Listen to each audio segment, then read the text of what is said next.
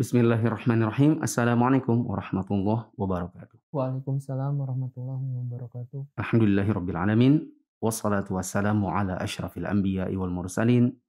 Wa ala alihi wa ashabihi ajma'in. Teman-teman yang dirahmati Allah, kita akan melanjutkan pembacaan kisah tabi'in. Dan sekarang kita masuk dalam kisah Salim bin Abdullah bin Umar rahimahullah. Cucu Umar ibn Khattab Al-Faruq radhiyallahu anhu. Kita sekarang berada pada masa pemerintahan Al-Faruq. Pada saat itu, kota Rasulullah SAW yaitu Madinah penuh dengan harta rampasan perang yang diperoleh oleh orang-orang Islam dari harta kekayaan Yazdegerd, yaitu Raja Persia yang terakhir. Tanah Persia yang saat itu telah dikuasai oleh pasukan kaum muslimin penuh dengan mahkota yang bertahtakan mutiara. Desa tempat tinggal mereka berhias intan. Pedang-pedang mereka dihiasi yakut dan marjan, yang mana hal itu tidak pernah disaksikan oleh orang-orang Islam sebelumnya. Di antara harta rampasan perang yang berlimpah itu, ada tawanan gadis-gadis Persia. Di antaranya adalah 3 anak gadis Yazdegerd. Dan ini cerita sudah diulang beberapa kali. Karena kita sudah lewati Al-Qasim bin Muhammad yang lahir dari anak yang pertama, maksudnya dari 1 dari 3 putri ini. Kita sudah lewati Zainal Abidin, yang ini juga adalah anaknya dari putri yang kedua. Dan Salim ini adalah anak dari putri yang ketiga. Ali radhiyallahu anh membeli mereka dengan harga yang sangat mahal dan menawarkan kepada mereka untuk menikah dengan beberapa pemuda Islam pilihan. 1 dari 3 putri Yazdegerd ini memilih Husain bin Ali, yang kemudian lahir darinya Zainal Abidin. Yang kedua memilih Muhammad bin Abu Bakar As-Siddiq, yang lahir darinya adalah Qasim. Sedangkan yang ketiga memilih Abdullah bin Umar, ya, anaknya khalifah kaum muslimin, yang dari mereka lahirlah Salim. Mari kita sejenak mempelajari peri kehidupan Salim bin Abdullah bin Umar ibn Khattab yang penuh dengan gemerlap cahaya hidayah. Semoga Allah meridhoinya, juga ayah dan kakeknya. Salim bin Abdullah lahir di Madinah Al-Munawwarah, yang merupakan tempat tinggal dan tempat hijrahnya Rasulullah. Di tempat yang harum semerbak karena kasturi kenabian dan terang benderang karena cahaya wahyu inilah dia tumbuh dan berkembang. Dalam perlindungan dan pemeliharaan seorang ayah yang ahli ibadah, zuhud, selalu berpuasa dan bangun malam di waktu sahur, dia terdidik. Dan dengan akhlak keluarga Umar radhiyallahu anhu, dia mempelajari sopan santun dalam kehidupan. Abdullah bin Umar melihat pada diri anaknya ada tanda-tanda ketakwaan, hidayah, dan akhlak Islami lebih dari apa yang dia lihat pada anak-anak yang lain. Karenanya, kecintaan yang mendalam kepada Salim memenuhi hatinya. Sampai-sampai banyak orang mencelanya karena hal ini. Dia menjawab, "Mereka mencelaku karena kecintaanku kepada Salim. Maka aku berganti mencela mereka. Sementara kulit antara mata dan hidung adalah Salim." Demikianlah sang ayah mengajarkan Salim apa yang dia hafal dari hadis Rasulullah. Dan dia mengajarinya tentang Islam dan kitabullah. Kemudian mengirimnya untuk belajar di Al-Haram Asy-Syarif. Pada saat itu masjid Rasulullah SAW masih ramai dengan para sahabat pilihan. Maka dimanapun dia datangi sisi masjid, dia akan dapati bintang terang dari cahaya kenabian dan kasturi kerasulan. Dimanapun dia melemparkan pandangan atau memasang pendengaran, dia akan dapati kebaikan.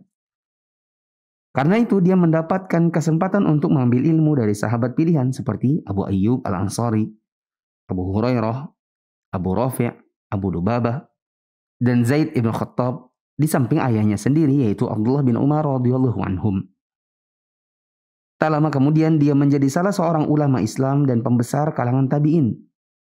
Dia menjadi salah satu ulama fikih Madinah yang menjadi rujukan kaum muslimin dalam masalah agama dan keduniaan mereka. Pada masa itu, para pemimpin selalu menyuruh para hakim untuk meminta pendapat dari para ulama fikih jika ada masalah datang. Mereka berkumpul dan bermusyawarah, kemudian para hakim tidak akan memutuskan sebuah masalah kecuali sesuai dengan pendapat dan pandangan para ulama tersebut. Di masa itu, seorang pemimpin yang paling baik kedudukannya, paling dekat dengan hati rakyat, dan paling dipercayai khalifah adalah dia yang selalu bermusyawarah dengan Salim bin Abdullah dan berpegang teguh dengan nasihat-nasihatnya. Antum masih ingat kisah waktu Masjid Nabawi mau dilebarkan? Ya, maka khalifah ketika itu mengundang Al-Qasim dan Salim. Untuk apa? Meminta pendapat mereka. Ya, karena mereka juga ada di hati masyarakat. Kalau mereka lakukan, insya Allah masyarakat akan mengikuti. Adapun mereka yang menyelisihinya, menyelisih Salim, maka penduduk Madinah akan menolak dan tidak suka dengan kepemimpinannya. Seperti yang pernah terjadi pada Abdurrahman bin Ad-Dhahhak ketika menjabat sebagai gubernur Madinah pada masa kekhalifahan Yazid bin Abdul Malik. Saat itu Fatimah bintil Husain, semoga Allah meridhoi Al-Husain dan mencerahkan ruhnya di surga, telah menjadi janda dan dia bersama anak-anaknya. Ibnu Dhahhak melamarnya untuk menjadi istrinya, tetapi Fatimah berkata, "Demi Allah, aku tidak mau menikah lagi." Ibnu Dhahhak memaksa dan merayu Fatimah agar mau diperistri. Sedangkan Fatimah selalu mencari siasat yang tepat untuk menolaknya dengan halus karena takut akan kekejaman Ibnu Dhahhak. Tatkala Ibnu Dhahhak tidak berhasil merayu Fatimah, maka dia berkata, "Demi Allah, kalau kamu enggan menjadi istriku, aku akan ambil anakmu yang paling besar dan aku akan cambuk dia dengan tuduhan minum khamr." Maka Fatimah menemui Salim dan minta pendapatnya. Salim menyuruh Fatimah untuk menulis surat kepada khalifah mengadukan perbuatan Ibnu Dhahhak seraya menyebutkan kekerabatannya dengan Rasulullah. Ya, karena Fatimah ini adalah cicitnya Nabi. Ya, kenapa dia cicitnya Nabi? Karena bapaknya yaitu Husain adalah cucu Nabi. Dia pun menulis sebuah surat dan menyuruh seorang utusan untuk mengirimkan suratnya ke Damaskus, ke tempatnya Yazid. Tetapi belum lagi sang utusan berangkat untuk mengantarkan surat tersebut, datang perintah khalifah kepada Ibnu Hurmuz, pegawainya yang mengurus Baitul Mal di Madinah, agar datang menghadapnya. Maka Ibnu Hurmuz berpamitan kepada orang-orang yang memiliki hak atasnya dan minta izin kepada Fatimah seraya berkata, "Aku mau ke Damaskus. Apakah Anda perlu untuk dititipkan?" Fatimah menjawab, "Iya. Tolong kabarkan kepada Amirul Mukminin tentang apa yang dilakukan oleh Ibnu Dhahhak terhadapku dan bahwasanya dia tidak menghormati para ulama Madinah, khususnya Salim." Saat mendengarnya demikian, Ibnu Hurmuz menyesali diri mengapa dia menemui Fatimah. Kenapa? Karena dia enggan menyampaikan pengaduan Fatimah atas apa yang dilakukan Ibnu Dhahhak. Ya, karena kan Ibnu Hurmuz ini bilang, "Saya mau ke Damaskus nih. Ada yang mau dititip?" "Oh ya, titip buat Yazid bahwa si Ibnu Dhahhak itu merayu saya dan bahkan mengancam." Kata Ibnu Hurmuz, "Aduh, sayang juga, kenapa juga tadi aku kesini gitu kan. Nah kalau tadi nggak kesini kan nggak perlu menyampaikan pesan apapun." Ya. Ibnu Hurmuz sampai ke Damaskus bersamaan dengan sampainya sang utusan yang membawa surat Fatimah. Tatkala masuk menghadap sang khalifah, dia ditanya tentang keadaan Madinah dan ditanya tentang bagaimana keadaan Salim serta para sahabatnya dari kalangan para ulama. Khalifah berkata, "Apakah ada perkara penting untuk dilaporkan? Atau kabar penting untuk diberitahu?" Maka Ibnu Hurmuz melaporkan perkara-perkara yang ada di Madinah, tapi tidak menceritakan kisahnya siapa? Fatimah. Bahkan tidak menyinggung sedikit pun tentang sikap gubernur terhadap Salim. Padahal kan tadi Fatimah bilang gini, bilang sama Khalifah, itu si Dhahhak itu, Ibnu Dhahhak tidak hormat sama Salim. Ini nggak disinggung juga, tidak dilaporkan oleh Ibnu Hurmuz. Ketika Ibnu Hurmuz sedang laporan, tiba-tiba datang seorang prajurit penjaga pintu. Dan dia berkata, "Semoga Allah memperbaiki kehidupan khalifah. Di depan pintu ada utusan dari Fatimah bintil Husain, cicitnya Nabi." Seketika itu juga wajah Ibnu Hurmuz berubah, takut. Karena dia tidak menyampaikan pesan. Maka Ibnu Hurmuz langsung berkata, "Oh, semoga Allah memperpanjang usia Amirul Mukminin. Anu kelupaan saya. Fatimah bintul Husain nitip sesuatu untuk Paduka." Ya. Karena dia sudah takut karena Fatimah ternyata ngirim Surat. surat lewat utusan. Maka dia menceritakan kisahnya Fatimah. Setelah mendengar apa yang dikatakan oleh Ibnu Hormuz, Khalifah turun dari singgasananya seraya berkata sambil marah, "Bukankah aku sudah bertanya tadi kepadamu tentang keadaan Madinah dan apa yang terjadi di sana? Kenapa kamu punya berita seperti ini dan disembunyikan? Nah, kok nggak disampaikan gitu?" Ibnu Hormuz minta maaf sambil pura-pura lupa. Utusan tersebut dipersilakan masuk. Ya, karena udah keburu takut ya. Udah diceritain duluan, utusannya baru disuruh masuk. Kemudian Khalifah mengambil surat dari sang utusan dan membukanya. Tatkala dia membaca surat tersebut, seakan-akan ada percikan api berterbangan menghiasi kedua matanya. Tiba-tiba dia pukulkan tongkat ke tanah seraya berkata, "Sungguh Ibnu Dhahhak lancang kepada keluarga Rasul dan tidak mau mendengarkan nasihat Salim. Adakah seseorang yang dapat memperdengarkan suara Ibnu Dhahhak kepadaku ketika dia dihukum di Madinah? Sedangkan aku berada di atas singgasanaku di Damaskus." Maksudnya, ya logasnya hukum dia. Terus sampaikan kepada saya dan saya nggak perlu ke sana. Nah, tapi siapa yang mau menghukum dia orang dia gubernurnya Madinah, kan? Atau wali kotanya ketika itu.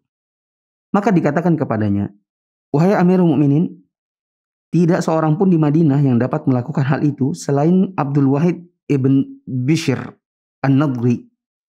Jadikan saja dia sebagai gubernur di Madinah, tapi sekarang dia tinggal di Taif." Khalifah berkata, "Oh iya, demi Allah, dia yang pantas memimpin Madinah." Maka Khalifah minta agar diambilkan kertas, lalu dia tulis kertas itu dengan tangannya sendiri. "Assalamualaikum amma ba'du. Aku jadikan engkau sebagai gubernur Madinah. Jika surat ini sampai kepadamu, datanglah ke Madinah dan turunkan Ibnu Dhahhak dari jabatannya. Dan tuntut dia dengan denda sebesar 40.000 dinar. Hukum dia sampai aku mendengar ceritanya dari Madinah."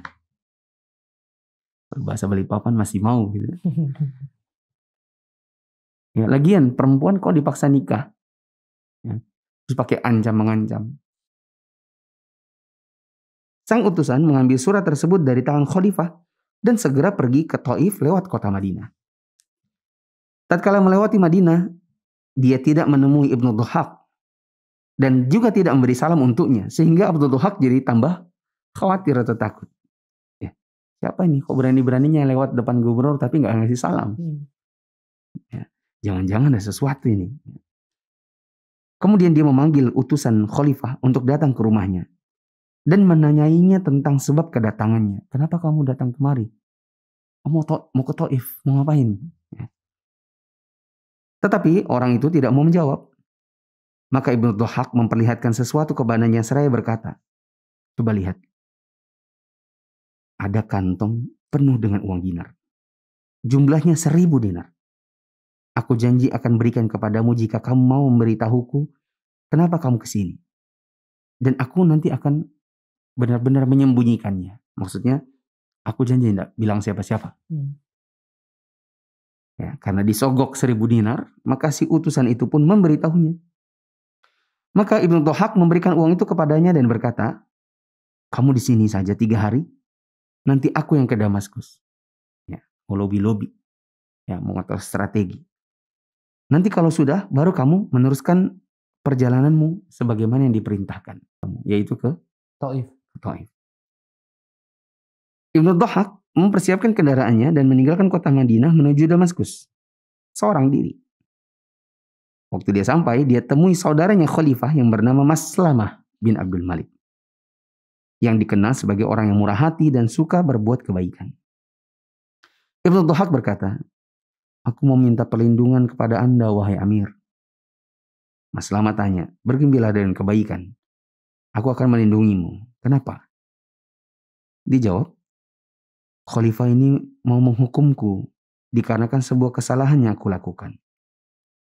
Kemudian Maslamah menemui Yazid dan berkata, "Aku punya keperluan denganmu, wahai Amirul Mukminin." Ya kan? Di lobi lewat saudaranya. Ya kan? Karena Maslamah ini saudaranya siapa? Yazid. Ya. Yazid berkata, Semua keperluanmu akan kupenuhi, asalkan bukan berhubungan dengan Ibnu Dhahak. Maka Maslama berkata, oh justru demi Allah saya kesini memang untuk keperluan Ibnu Dhahak. Yazid berkata, demi Allah saya tidak akan memaafkannya selamanya. Maka Maslama bertanya, apa sih dosanya? Kenapa sih dia?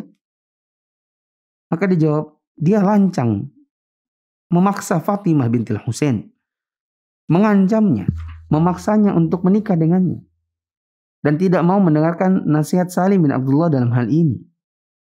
Sampai-sampai kemudian ada penyair Madinah mencacinya dengan syair-syair mereka. Semua para ulama dan orang-orang saleh Madinah pun mencela si Ibnu Dhahak itu. Setelah mendengar semuanya, maka Maslama berkata, kalau gitu lakukanlah sebagaimana kehendakmu, wahai Amirul Mukminin. Maka Yazid berkata, perintahkan dia, si Ibnu Dhahak itu, balik ke Madinah, agar gubernur yang baru dapat segera melaksanakan yang sudah kuperintahkan, yaitu nurunkan dia dan menghukum dia. Dan agar ini bisa menjadi pelajaran bagi gubernur lainnya. Penduduk kota Madinah sangat bergembira menyambut gubernur baru. Mereka juga senang karena dia mau melaksanakan perintah khalifah untuk menghukum Ibnu Dhahak. Dan kegembiraan mereka bertambah tatkala melihat kebaikan yang dilakukan oleh si gubernur yang baru. Di mana dia tidak memutuskan sebuah perkara kecuali dengan bermusyawarah terlebih dahulu dengan Al-Qasim bin Muhammad bin Abu Bakar dan Salim bin Abdullah bin Umar. Alangkah bagusnya khalifah kaum muslimin Yazid bin Abdul Malik, dan alangkah mulianya bagi Islam yang agung yang telah mencetak tokoh-tokoh pilihan dan suri teladan. Sampai jumpa lagi dengan kisah tabi'in yang agung, yaitu Salim bin Abdullah bin Umar rahimahullah. Kita lanjutkan ke kisah yang nomor 29, karena ini adalah masih kelanjutan kisahnya Salim. Amirul Mukminin Umar bin Khattab memiliki beberapa anak laki-laki, tetapi Abdullah adalah yang paling mirip dengannya. Abdullah punya sejumlah anak, dan Salim yang paling mirip dengannya. Mari kita ikuti perjalanan hidup Salim, cucunya Al-Faruq, seorang yang paling mirip dengannya dalam hal akhlak, agama, dan postur tubuh. Salim bin Abdullah hidup di kota Madinah Al-Munawwar. Pada saat itu Madinah diberi anugerah oleh Allah berupa kekayaan sangat melimpah yang tidak pernah disaksikan sebelumnya, sehingga Khalifah Bani Umayyah menjadi orang-orang yang sangat kaya raya. Akan tetapi Salim bin Abdullah tidak menghadap kepada dunia seperti orang lain. Dia tidak mau menghimpun kekayaan yang fana seperti yang dilakukan oleh selainnya. Dia bersikap zuhud dari apa yang ada di tangan manusia karena ingin mendapatkan apa yang ada di sisi Allah, karena mengharap kenikmatan yang abadi. Para khalifah Bani Umayyah telah mencoba memberikan kepadanya harta sebagaimana yang dilakukan kepada selainnya, tetapi Salim seorang yang zuhud terhadap apa yang ada di tangan manusia dan menganggap remeh dunia. Pada suatu saat, Sulaiman bin Abdul Malik, sudah sering banget kita sebutkan nama ini, tapi tidak perlu lagi kita ulang siapa dia. Pada suatu saat, Sulaiman bin Abdul Malik pergi haji ke Mekah. Tatkala tawaf kudum, dia lihat Salim sedang duduk di depan Ka'bah. Dia sedang khusyuk baca Quran dan terlihat matanya berlinang karena menangis. Setelah khalifah selesai tawaf, salat sunnah 2 rakaat, dia hampiri Salim. Maka orang-orang memberikan jalan bagi khalifah sehingga khalifah bisa duduk di sampingnya Salim. Dan saking dekatnya lutut khalifah bersentuhan dengan lutut Salim. Salim tidak memperhatikannya karena dia tenggelam dan sibuk dengan zikir. Khalifah terus menemani Salim dan mencari kesempatan dia berhenti membaca Quran dan menangis supaya bisa diajak bicara. Ini pelajaran bagi kita, yaitu tidak langsung ajak bicara seseorang yang sibuk sesuatu. Ya, seperti khalifah kan, dia lihat ini lagi sibuk zikir, lagi sibuk baca Quran. Maka dia duduk dulu, didekatkan lututnya. Ya, nunggu kok belum selesai baca Quran. Siapa tahu sempat nih berhenti, misalnya batuk kah, minum kah, baru kemudian Assalamualaikum gitu kan. Sama kalau kita ketemu teman kita lagi sibuk bicara misalnya, kita enggak boleh langsung Assalamualaikum ini. Langsung ngajak bicara. Ya. Anda sering bilang kalau di kajian, kalau kita keluar dari masjid habis kajian, enggak apa-apa antum mau bertanya sesuatu pribadi kah misalnya. Tapi kalau di sini di sini ada orang, jangan antum langsung datang. Assalamualaikum Ustaz, afwan mau bertanya. Anda sering bilang begitu kan? Ya. Jaga dulu jaraknya. Jaraknya diatur. Siapa tahu kalau kita mendekat, ternyata dia lagi bicara tentang perceraian, tentang aib. Ya, Anda lagi dapat konsultasi tentang sesuatu yang pribadi. Jaga jarak Anda. Ya. Sambil mendekat sedikit. Kalau sekiranya Anda merasa sudah, yang ini sudah selesai, baru Anda menoleh ke antum. Gitu. Dan memang adabnya seperti itu. Ya. Tatkala dapat kesempatan, dia tengok ke arah Salim, seraya mengucapkan salam. Assalamualaikum wahai Abu Umar. Maka Salim menjawab, Waalaikumsalam warahmatullahi wabarakatuh. Khalifah bertanya kepadanya dengan suara lirih. Maaf, mintalah sesuatu kepadaku, maka aku bisa mengabulkannya. Ini lucunya Khalifah yang nawarkan begitu kan. Salim tidak menjawabnya. Ya. Dan ini menunjukkan pelajaran bagi kita, jangan terlalu memanfaatkan kebaikan orang. Ya, tulis dulu. Jangan segera memanfaatkan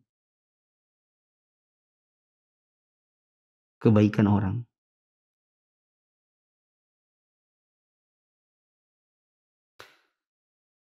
Salah satu hikmahnya adalah untuk menjaga izzah kita juga. Gitu. Ada produsen baju yang antum pakai ini, ownernya itu japri gitu, DM. Tapi mungkin lewat admin atau apa, nggak terlalu ingat. Lewat akun Instagramnya, ya. Ustaz mau ngirim baju ini buat antum, gini. Itu kan kebaikan ya. Tapi Anda pikir lagi, baju Anda masih banyak. Kalau nanti Anda ambil, berarti harus ada baju yang direlakan. Dan kalaupun Anda tidak relakan, kan berarti Anda numpuk-numpuk baju di dalam lemari. Dan yang jelas ini orang berbuat baik, tapi kita tidak langsung respon gitu. Ya, untuk menjaga izzah juga. Jangan, oh ya mana, alhamdulillah gitu. Itu namanya terlalu terburu-buru gitu ya. Saya nggak ngerti tadi bahasanya bingung ya. Terlalu cepat gitu, respon dengan orang mau ngasih kebaikan. Kita mikir dulu lah. Ya. Kebaikannya oke. Cuma apakah bermanfaat buat saya? Apakah berlebihan buat saya? Ya. Dulu ada orang datang ke Ana menawarkan duit 90 juta cash. Ustaz mau, karena kan mau keluar dari PNS.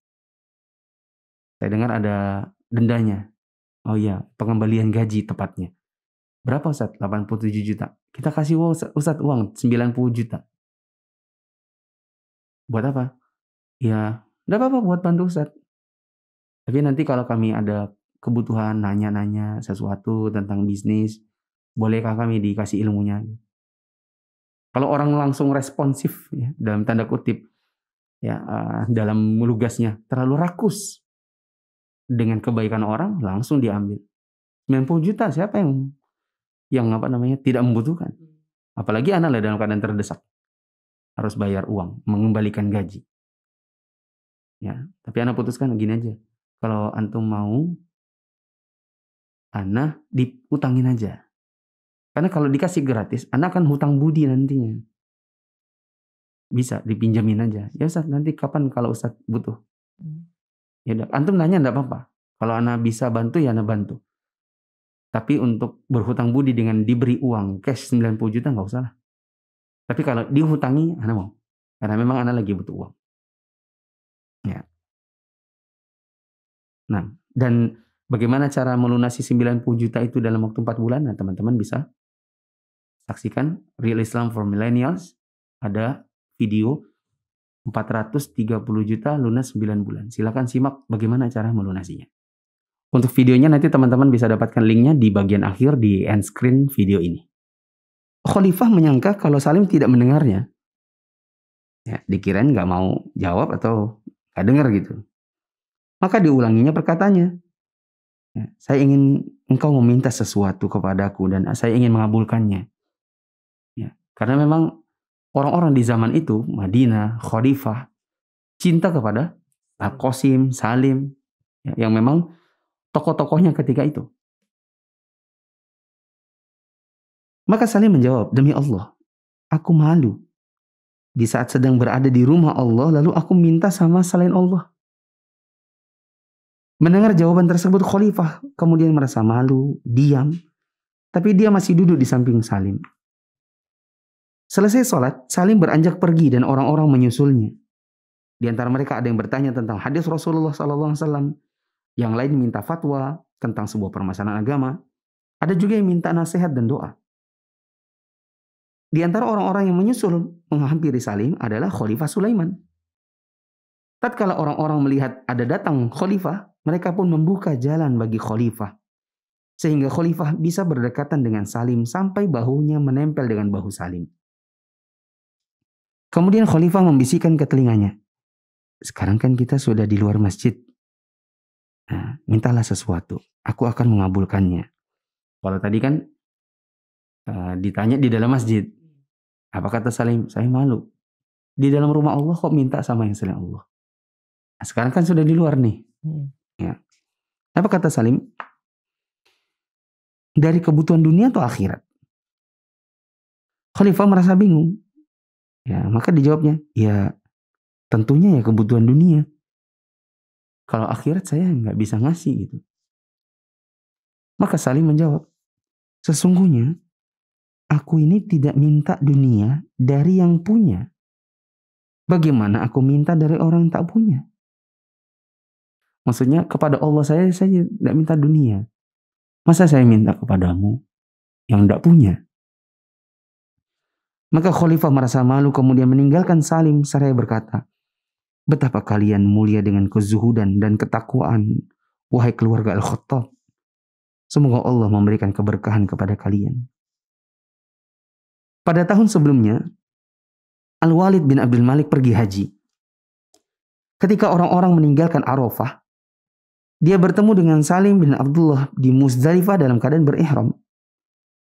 Maka dia memberi salam dan mendoakan kebaikan untuknya. Kemudian dia melihat sebagian tubuhnya yang terbuka. Dia mendapatinya sangat kekar dan kuat seperti bangunan kokoh. Maka dia berkata, sesungguhnya engkau memiliki tubuh yang bagus, wahai Abu Umar. Kau makan apa? Maka Salim menjawab, roti dan mentega. Ya kadang kalau ada daging, aku makan daging. Khalifah heran, engkau hanya makan roti dan mentega? Maka Salim bilang, ya iya.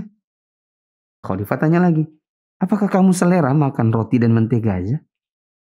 Maka Salim bilang, jika aku tidak selera, maka aku biarkan sampai aku lapar, supaya nanti aku bisa berselera. Nah, pelajaran bagi kita Pak ya. Gak cerewet. Ya. Tidak cerewet. Soal apa nih yuk? Makan. Ya. Cerewet soal makan. Ada makan. Ya. Kalau lagi gak selera, biarkan.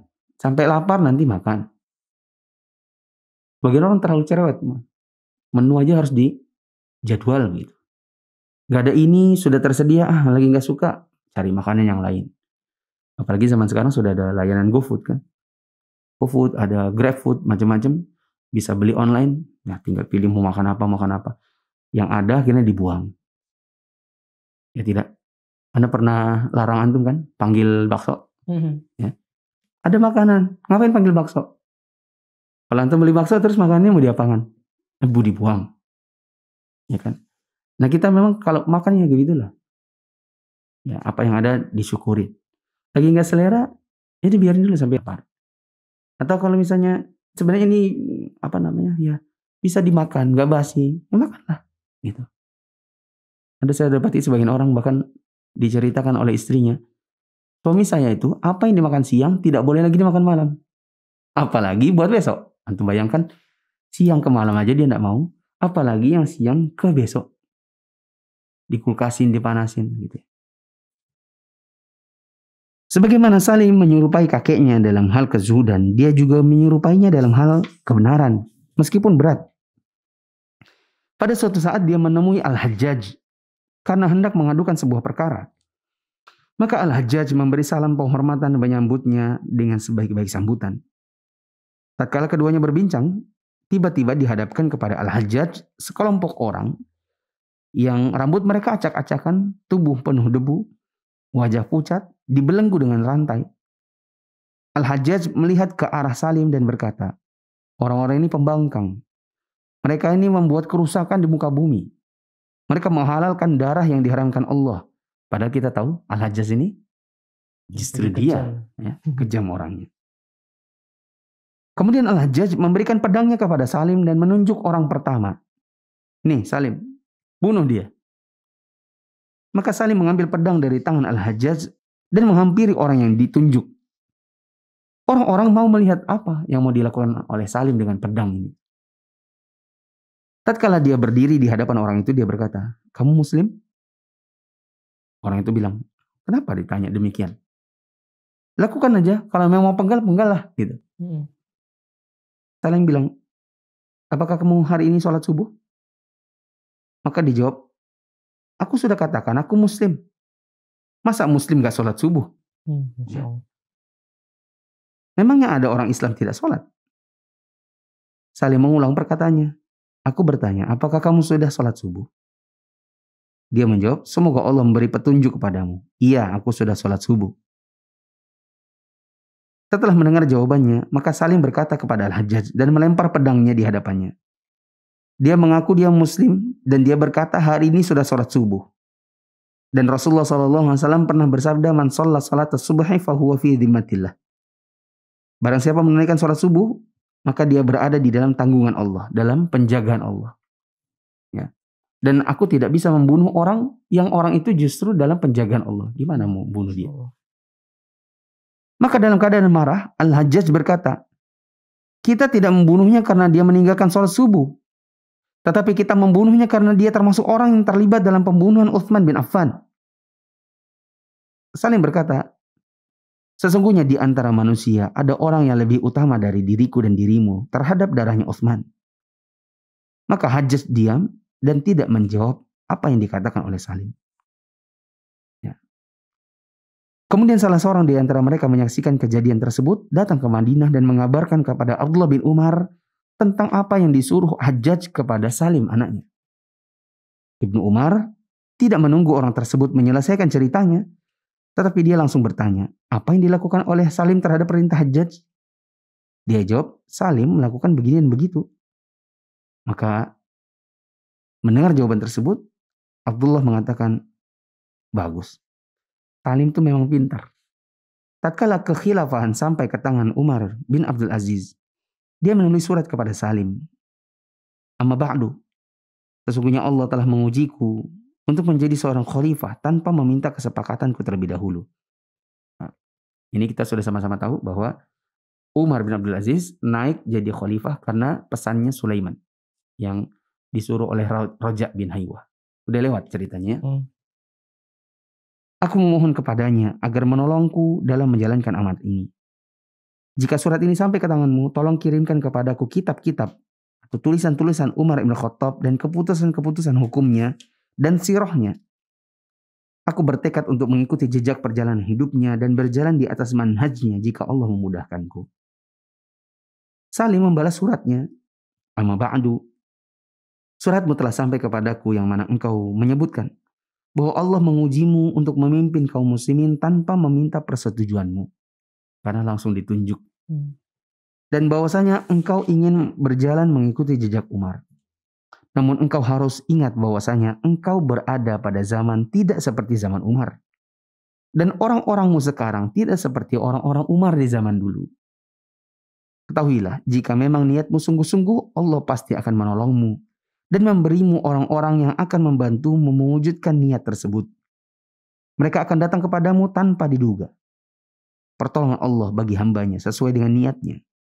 Barang siapa niat kebaikannya sempurna, maka sempurna pertolongan Allah, dan begitu juga sebaliknya. Jika nafsumu condong kepada sesuatu yang tidak diridhoi Allah, maka ingatlah kepada para pemimpin yang telah mendahuluimu.